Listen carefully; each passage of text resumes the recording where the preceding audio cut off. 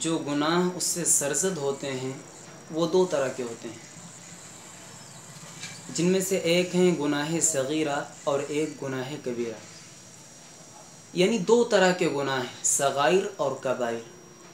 गुनाह सगीरा के बारे में अहादीस में जिन जगहों पर तज़किरा आया है कि वज़ू करने से इंसान के गुनाह माफ़ हो जाते हैं या सदक़ा करने से माफ़ हो जाते हैं, इस तरीक़े के बहुत सारे आमाल जिनके बारे में ये बशारत दी गई कि इस अमल के करने के बाद इंसान के गुनाह माफ़ हो जाते हैं, तो वहाँ पर इससे मुराद गुनाह सगीरा है।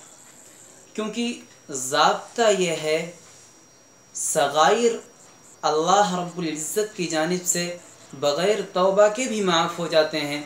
मसलन आदमी वज़ू करता है तो उसके सगाइर माफ़ हो जाया करते हैं, लेकिन गुनाह कबीरा का ज़ाब्ता यह है कि अल्लाह रब्बुल इज़्ज़त की जानिब से जब तक बंदा सच्चे दिल से तौबा नहीं कर लेता है उस वक्त तक गुनाह कबीरा माफ़ नहीं होते हैं। गुनाह कबीरा किसे कहते हैं?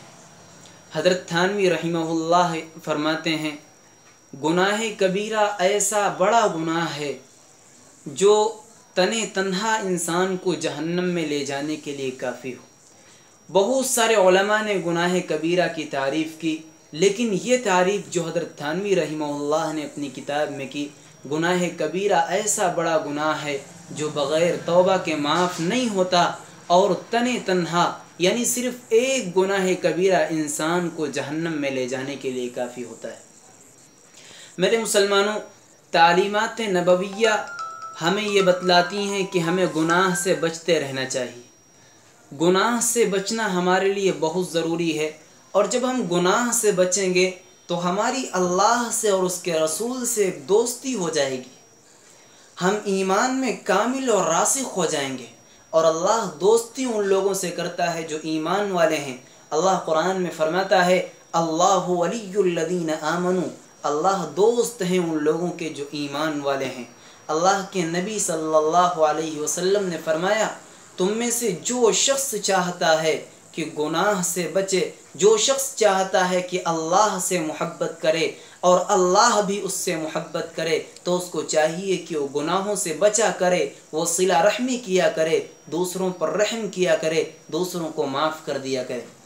मेरे मुसलमानों, बनी इसराइल का एक शख्स था, अल्लाह हज़रत इब्न उमर रज़ी अल्लाह ताला अन्हुमा फरमाते हैं कि अल्लाह के रसूल सल्लल्लाहु अलैहि वसल्लम इस वाक़े को मजलिस में सहाबा के सामने बड़ी अहमियत के साथ बयान किया करते थे, और मैंने एक नहीं कई मरतबा अल्लाह के रसूल की ज़बानी इस वाक़े को सुना।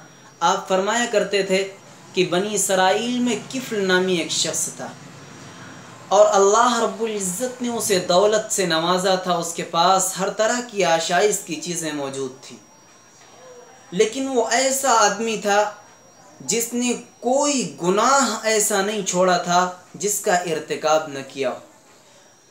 किफ़ल के बारे में आता है कि वो शराब नोशी भी किया करता था और हसीन व जमील लड़कियों को ख़रीद कर उनके साथ जिनाकारी का अमल भी किया करता था। चुनांचे एक रोज़ उसके दरवाज़े पर एक गरीब लड़की आई। वो बच्ची गरीब तो यकीनन थी, लेकिन हुस्न व जमाल का पैकर थी, निहायत ही हसीन व जमील थी। किफ़ल के पास आई, वो निहायत ही गरीब बच्ची, गुर्बत ने उसे इस हद तक पहुंचा दिया था कि वो कर्ज़ मांगने किफ़ल के पास आती है। किफ़ल मौके को गनीमत समझता है और कहता है कि मैं तुम्हें 60 दीनार दे दूँगा, और शर्त यह है कि तुम मुझे अपने ऊपर इख्तियार दे दो।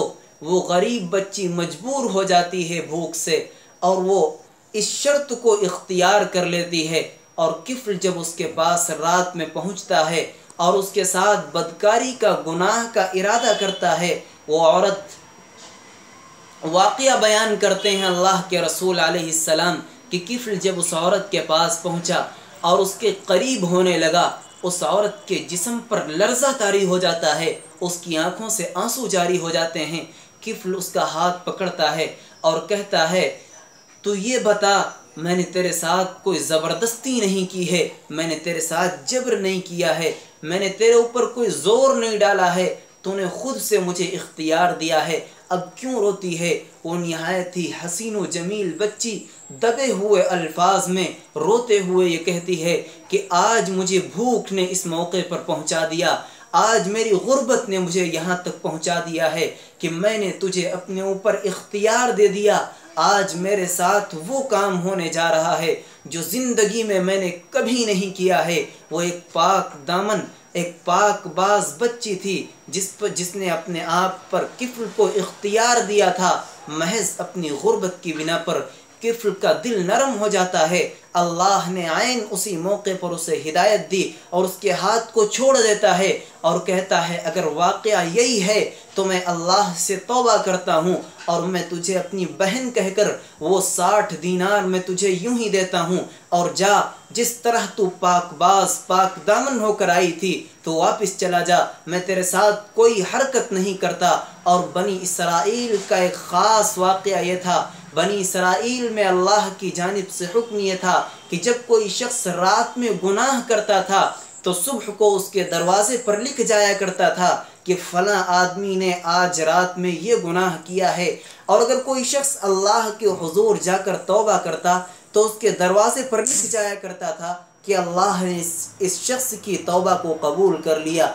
अल्लाह ने किफ्ल को हिदायत दी, किफ्ल ने उसी वक्त अल्लाह से दिल में आहद कर लिया और अपने रब के सामने रोने लगता है, उस बच्ची को भेज देता है और अल्लाह के हुजूर कहता है मेरे मौला सारी ज़िंदगी आयश परस्ती में, मक्कारी में, अय्याशी में गुजार दी, मेरे मौला मैं अपने गुनाहों से तौबा मांगता हूँ, मैं अपने गुनाहों से माफ़ी मांगता हूँ, मेरे रब अब ऐसी हरकत नहीं करूँगा। और इत्तेफाक ऐसा था उसी रात किफ्ल का इंतकाल हो जाता है। अल्लाह ने उसके दरवाजे पर लिख दिया कि अल्लाह ने किफ्ल की मग़फ़िरत फरमा दी। सुबह को लोग उसके दरवाजे पर जब ये चीज़ लिखी हुई देखते हैं, जब ये इबारत लिखी हुई देखते हैं तो लोग हैरान रह जाते हैं कि वो शख्स जिसने सारी ज़िंदगी शराब नोशी की, जिसने सारी ज़िंदगी अय्याशी आयश परस्ती में गुजारी है, ऐसे शख्स को अल्लाह ने माफ़ कर दिया। मेरे मुसलमानों, ऐसे आयन मौके पर जब किफ्ल गुनाह से बच जाता है तो अल्लाह की रहमत की वसाअत को देखिए कि अल्लाह ने उसे सिर्फ माफ़ ही नहीं किया बल्कि अर्श अज़ीम में उसे साया भी नसीब कर दिया। मेरे मुसलमानों, ठीक इसी तरह अनवार हिदायत में एक वाक़या नकल किया गया कि एक नौजवान जिसके जिस्म से मुश्क अंबर और ज़ाफ़रान की खुशबुएँ आती रहती थी, एक रोज़ उसका दोस्त उससे कहता है कि मेरे दोस्त ये बता, तो हर वक्त, हर रोज़, हर दिन इस तरह की महंगी खुशबू इस्तेमाल करता है, बिला वजह इसमें अपनी दौलत को ज़ाय करता है, आखिर तू ऐसा क्यों करता है। वो कहता है मैंने आज तक कोई इतर, कोई खुशबू नहीं ख़रीदी। उसका दोस्त हैरान होता है कि अगर तूने कोई खुशबू नहीं ख़रीदी तो ये खुशबू कहाँ से आती है तेरे जिस्म में। वो नौजवान कहने लगता है ये एक राज है, मैं इसके बारे में आपको बाखबर नहीं कर सकता। चुनांचे साइल इसरार करने लगता है। वो नौजवान कहता है जब आप नहीं मानते हैं तो मैं आपको बतलाता चलूं कि मेरे वालिद मुहतरम एक कारोबारी आदमी थे और वो घरेलू सामान फ़रोख्त किया करते थे। एक रोज़ मैं अपने वालिद के साथ बाज़ार में दुकान पर बैठा हुआ था, एक बूढ़ी औरत आती है और मेरे वालिद से सामान ख़रीद कर कहने लगती है कि भाई साहब आप अपने बच्चे को मेरे साथ भेज दें, सामान की कीमत मेरे घर से लेकर आपका बच्चा आ जाएगा। चुनांचे मेरे वालिद मुहतरम ने उस बूढ़ी औरत के साथ, उस बूढ़ी अम्मा के साथ मुझे भेज दिया। वो बूढ़ी औरत मुझे अपने घर में ले जाती है। एक निहायत खूबसूरत महल था, उसके अंदर कई कमरे थे।